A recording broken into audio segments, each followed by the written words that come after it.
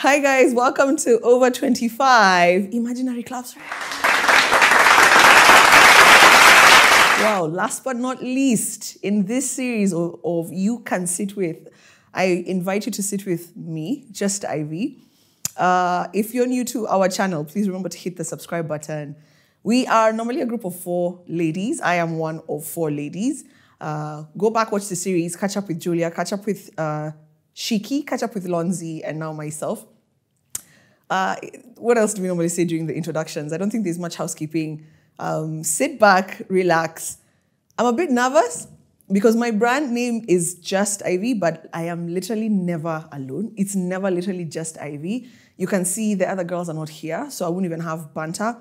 I wasn't able to shoot with the rest of them when they were shooting, and now with this episode, everyone was busy and we needed the show to go on. So I invited Wanini over to my house. You're actually in my house. Can you see my little babies there? Those are my twin girls. So this is the first time I'm literally doing an interview that is JustIvy. I've seen some of the questions, you guys. Some of them will force me to be very vulnerable. I'm very nervous. But let's see, okay? Let's see. All right. Do I just go straight to the questions? Oh, you know how I do. If you watch me, I always have a notebook and pen because some of the questions I think require me to just note down my line of thinking before I can answer. I don't want to sound stupid here by myself without the girls here to help me out. So question number 1, this is simple. How tall are you? I dabble between 5 feet and 5'1". Although sometimes, there was a time I measured with one of my friends who turned out to be 5 feet and she's taller than me and ended up as 4'9". But let's just work with 5. Let's work with 5 feet flat.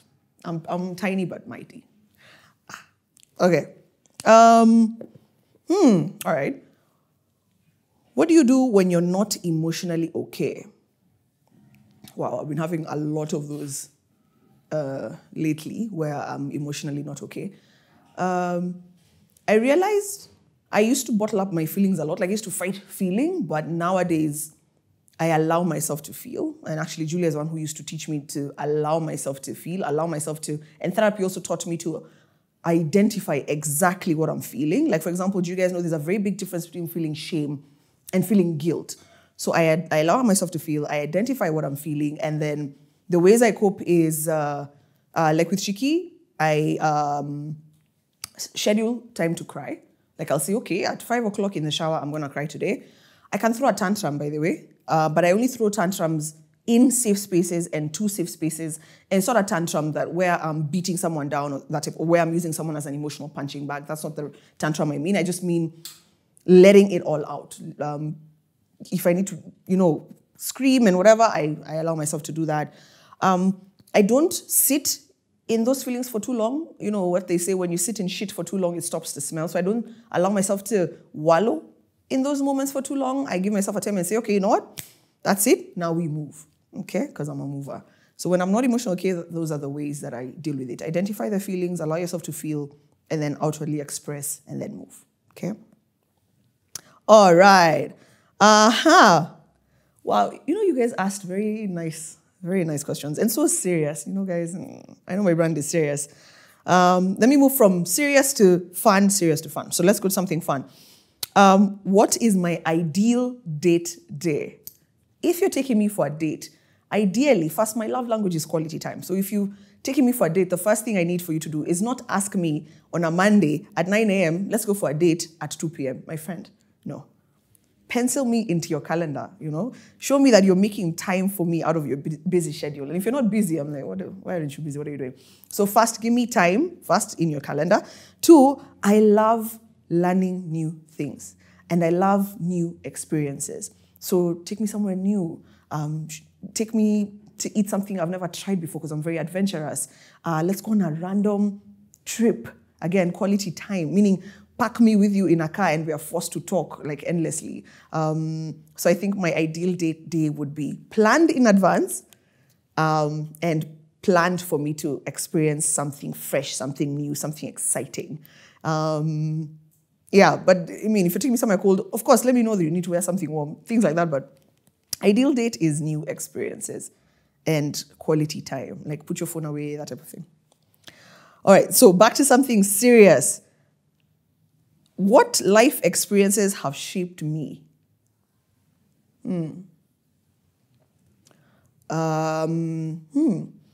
Oh man, a number. But maybe I'll try and reduce it to 3.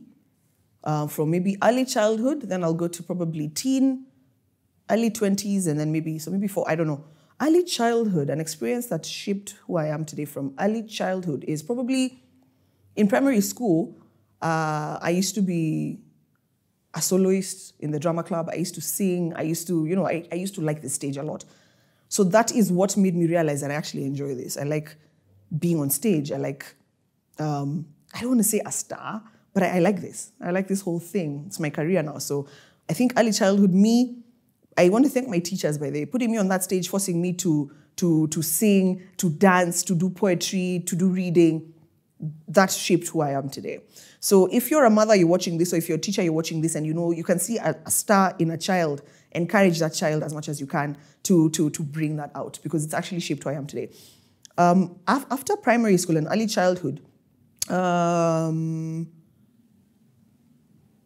don't know how I'm going to marry this too.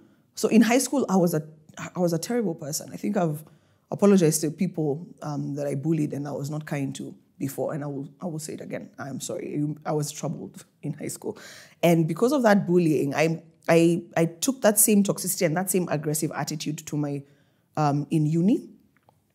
And one thing that completely shaped me in uni was, or something that I learned and unlearned, and I'm unlearning from uni, was because of that aggressive behavior, I did not build my networks very well. I was not making friends easily. I was not fun to be around. I was like, when you see Ivy passing, it's a dark cloud. No one wants to hang out with Ivy. And I think that was because of the horrible attitude I also had in high school. And as soon as I realized, how terrible that was, and I started unlearning that behavior and relearning just to be kind and to allow people to speak and understand that everybody's going through their own problems, that really helped shape me. Again, hi Shiki. Because in uni, she gave me a chance over and over and over to stop being a complete bitch. Thanks, babe. That was quite helpful. And in fact, that same attitude, I remember going into my first job. We did this anonymous exercise where everybody wrote down anonymously, what is it that you think about your colleague? And it was in that time I was humbled because it felt like I was punched in the gut. I was humbled when I realized that nobody enjoyed working with me.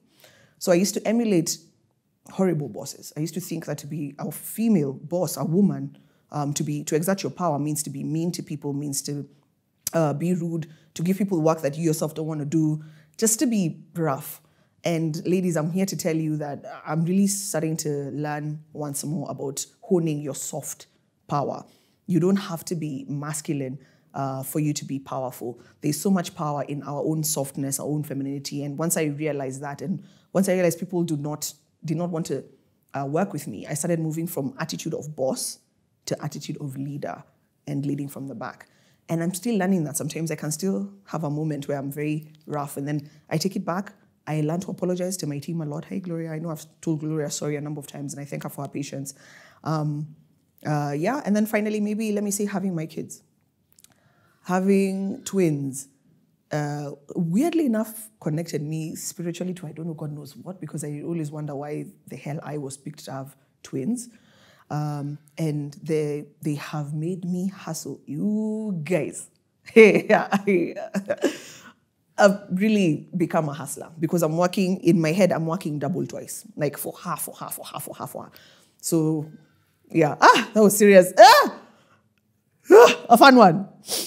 Okay. Fake banter. Girls, please. Fake banter. All right. Let me see if I can find something else that's fun. You guys, you don't ask me fun questions. What is your guilty pleasure, guys? Expensive weaves. I have so much hair in this house. I think my hair costs over 300K. I know, guys. I know. Money Monday. It's my guilty, very expensive pleasure. And I know you can buy a good weave and like wear it over a period of even 4 to 5 days, years, depending on it. But when I'm done with one weave, I'm like, I want another one. I want another one. So I have weaves here that I've never worn. I have wigs at Verushka's shop, 2 wigs that I've never worn. I don't understand it, guys. I don't understand it. And by the way, this is my actual hair that I rarely show because I'm lazy. I don't like taking care of hair, but It's cute. Someone told me, you have cute hair, Ivy. Why don't you show us your hair?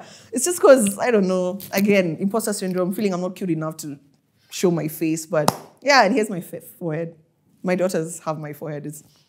My guilty pleasure is expensive weaves and sherehe, guys.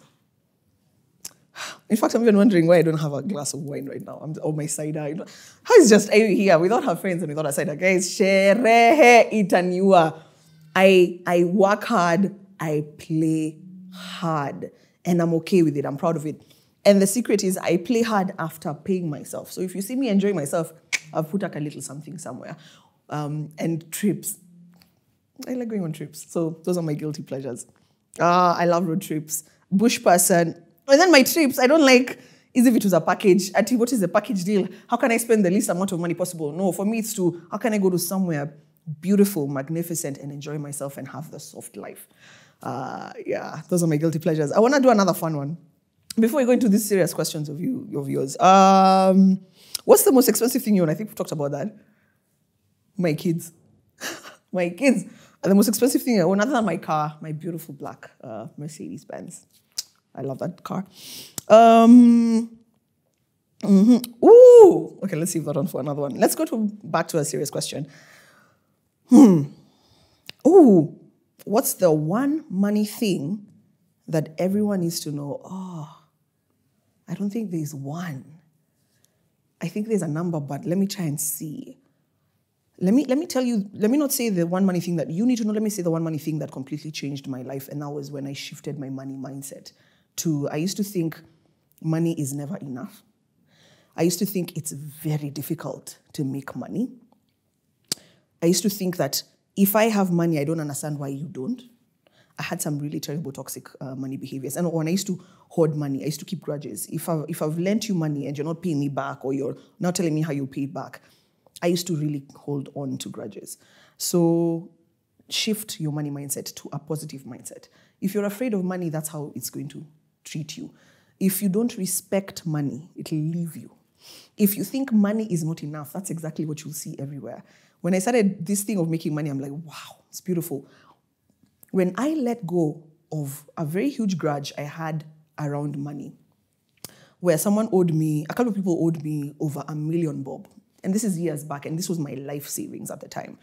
And I remember it's my big sister who taught me this, and she said, Shiro, you have to let that money go. And this is a philosophy I carry now throughout my life, my friendships, money, everything. And she taught me this. Right now, what you're doing, Shiro, is you're holding on to money like this. You're holding on to that money, to those emotions, to those grudges, to that horrible, horrible feeling. What you need to do is open up. When you open up, you're letting those feelings go. You're letting that money go. You're forgiving people. But what you're also doing is opening up your palm to receiving. Hey, guys, that thing changed my life. That's one of the things I need to understand about money. Have an open philosophy. Have an open mindset towards money, towards relationships, towards wealth, towards success, towards health. And when you open your palm up to receiving, you'll be surprised. And I have practical examples in that every time, especially this past year, there was a time I was feeling, this year, because we're in August, but I was feeling some type of way because I let go of a lot of deals. I've said no to a lot of deals. And in my head, I'm thinking, crap, I'm holding on. I'm just like, that money. I'd have so much money now. But guys, true fact, every time I opened up my palms and said, it's okay, I have let that go, I got a bigger deal. So my open palm philosophy works. Maybe the second thing I'd like everybody to know and understand about money very, very clearly is, remember, one of the top toxic money traits I had was thinking, if you don't have, why don't you have? Is money is not everything. There's 4 types of wealth that I keep telling people to think about. There's, of course, financial, where is money. There's time. Having the freedom to do what it is that you want to do with your time is a type of wealth. There's health. There are people who might feel like they are broke out there, but they are healthy. That's a type of wealth. And there's social currency. So money is not everything. It really is not. That should not be your measure of success. It really is not everything. So I think those are the 2 things I would say that people need to understand about money. I think that's what makes sense to me. I learned that not to say, have I made sense? And to say, that is what makes sense to me. Okay. I think we're done with the fun questions, you guys. There's nothing fun here for Just Ivy. Okay,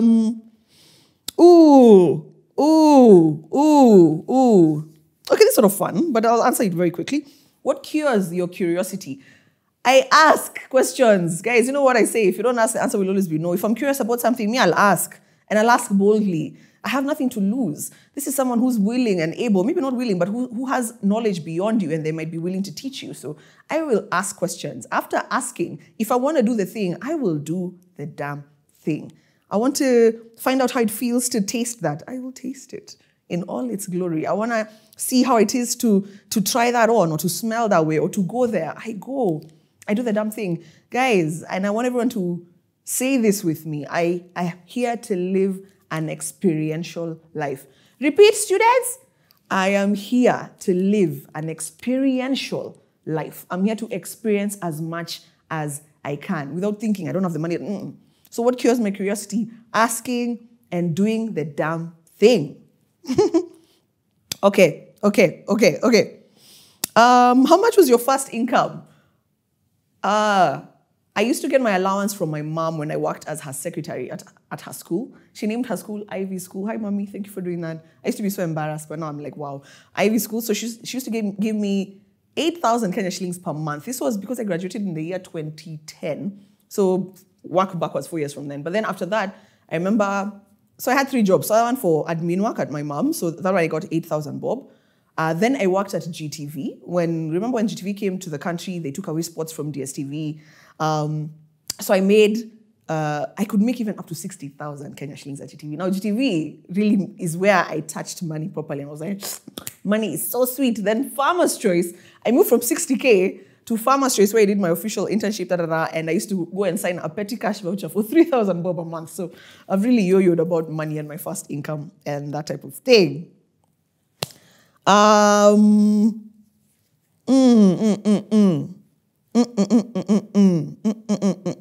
Okay, yeah, we're done with fun ones. When did you have a fun question to ask me?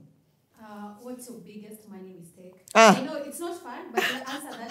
Another money question. Okay, my biggest money mistake. Yeah, I think I was talking about this before. Was maybe saving all my money in a bank without a goal. Saving in a bank because one, the interest was pathetic, so it was not growing at all. It was just sitting there, and I just needed to see it. And having no goal meant that money disappeared into very stupid uses. But another big mistake I made in my career when it came to money was, again, I was offered a job, and when it was time to sign off on that job, I said no because I looked at the bottom line. I looked at the salary instead of looking at everything else around it. Instead of seeing the benefits I'd get, the training I'd get, the networks I'd built. So they didn't offer me the money I wanted, and I said no, and I let go of a whole other lot of things. Guys, your career is not a junk. It's not a ladder. You don't have to go up. And this is Sheryl Sandberg who says this in Lean In. You don't always have to go up. It's a jungle gym. You can go up, you can go sideways, you can come back down, you can go sideways down, you can shoot back up. So I wish I looked at that job offer holistically. I wish I had a mentor at that time to tell me, wait, they're going to give you world-class training. You'll be traveling all over the world. You have a car. Your health is paid. You really should not give a fuck about that money as much. Figure your way out. So I think those are the 2 biggest money mistakes I've made in my life. You know the fun one? Yeah. So I'll ask, people know you as a serious Ivy. What brings out the inner child in you? Ooh, woo. What brings out the inner child in you? Being around my friends. Tequila shots. Good. And adventure. If you tell me we're going to a new place and try something, I'm like, oh my God. My own children also really bring out the inner child, because when we play with them and that type of thing, you have to lower yourself to their level, and not lower. Let me not say lower. You have to bring yourself to that level. So that also really brings out the inner child in me. And I don't know, I like laughing. So if I'm in a space where people are cracking jokes and I'm dying, I love laughing. But I really need to have a conversation with my inner child. She's a bit traumatized here and there. She's a bit sad. Her imposter syndrome is really through the roof. So maybe I need to have a conversation with my inner child. Yeah, I like laughing. Okay, are you dating? Well.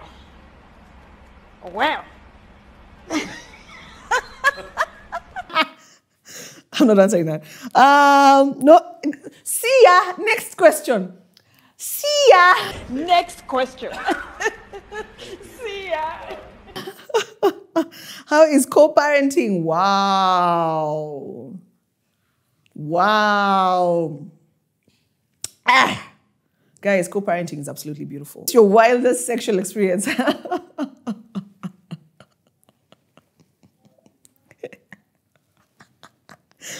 In uni, I was a wild one. I was a wild one. I've had some wild, fluid experiences. Wildest place I've had sex probably. It was so horrible. I'll never do that again. Guys, I just want to be as authentic as possible. If my children watch this and all right, what do you need? What's the biggest quality that attracts you to people generally? And how do you show love to people around you?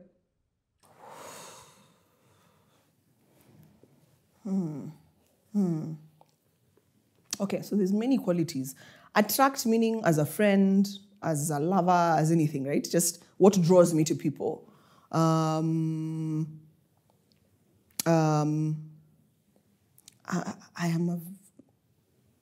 am a very heavy extrovert and I'm very high energy. So sometimes I actually like a cool, calming soul where I can feel like I can put my energy to rest and that type of thing.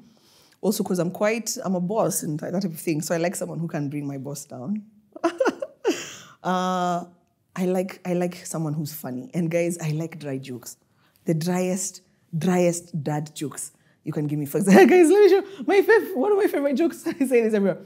Guys, what do you call a fish without an eye? Guys, that joke gets every time. Go use that at a party, please. You'll ace that party. I also like authenticity and honesty because I'm very authentic and I'm very honest. So I expect it from you as well. You know, Warren Buffett always says, honesty is very expensive. Do not expect it from cheap people.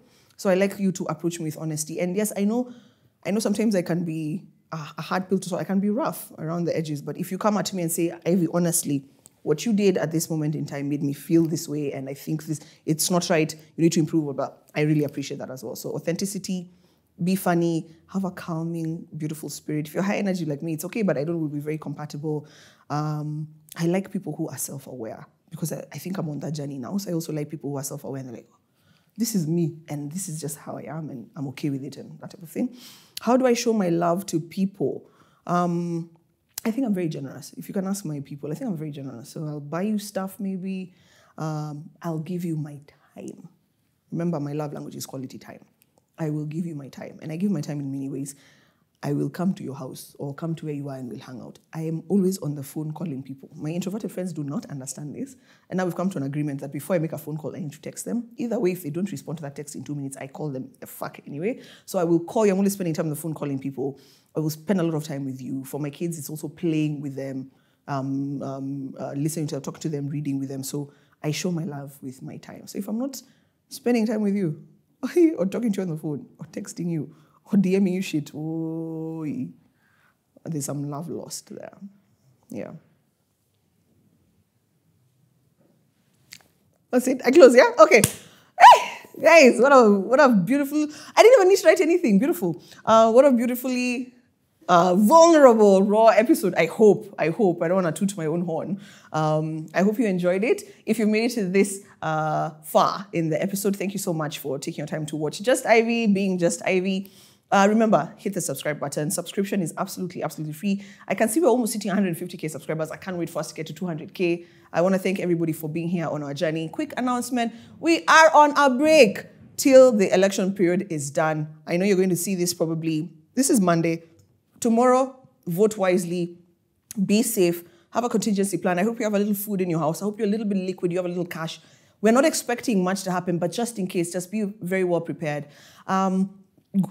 Be in a safe space. If you live alone somewhere and you have the chance to go live with someone else here. So Over 25 is going to take a short break. We'll come back probably after the election period, or maybe we don't know. But thank you so much for being here. If you liked this, remember to also leave a comment.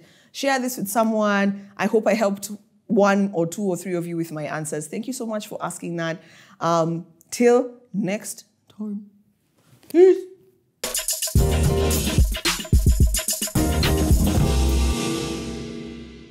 Over 25, subscribe.